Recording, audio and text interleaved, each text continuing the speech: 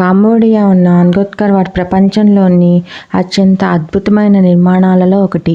మొదట 12వ శతాబ్దం ప్రారంభంలో రాజు సూర్యవర్మన్ II నిర్మించారు. దీనిని విష్ణువుకు అంకితం చేసిన హిందూ దేవాలయంగా రూపొందించారు. కాలక్రమేణా ఇది క్రమంగా బౌద్ధ దేవాలయంగా రూపాంతరం చెందింది. ఈ ప్రాంతం యొక్క మారుతున్న మతపరమైన ప్రకృతి దృశ్యాన్ని ప్రతిబింబిస్తుంది. అంగోత్కర్ వాట్ ప్రపంచంలోనే అతిపెద్ద మతపరమైన స్మారక చిహ్నం. ఇది 162 హెక్టార్లకు పైగా విస్తరించి ఉంది. దీని లేఅవుట్ హిందూ పురాణాలలో పవిత్ర పర్వతం అనే మేరు పర్వతాన్ని సూచిస్తుంది. ఈ ఆలయం దాని శిల్పాలకు ప్రసిద్ధి చెందింది. ఇవి రామాయణం మరియు మహాభారతం ఇతిహాసాలతో సహా హిందూ పురాణాల నుండి వివిధ దృశ్యాలను వర్ణిస్తాయి.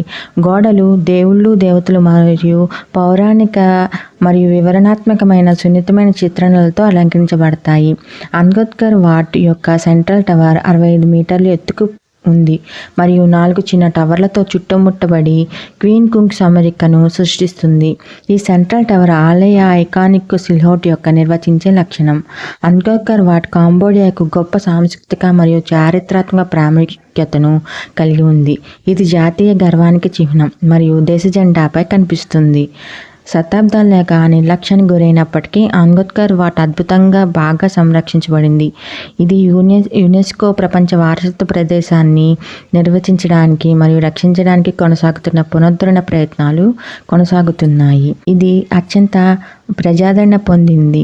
అంగోత్కర్లో సూర్యోదయం లేక సూర్యాస్తమయాన్ని చూడవచ్చు. రంగురంగుల ఆకాశానికి వ్యతిరేకంగా ఆలయం యొక్క సిల్హౌట్ ఉత్కంఠభరితమైన మరియు మరుపురాని దృశ్యాన్ని సృష్టిస్తుంది.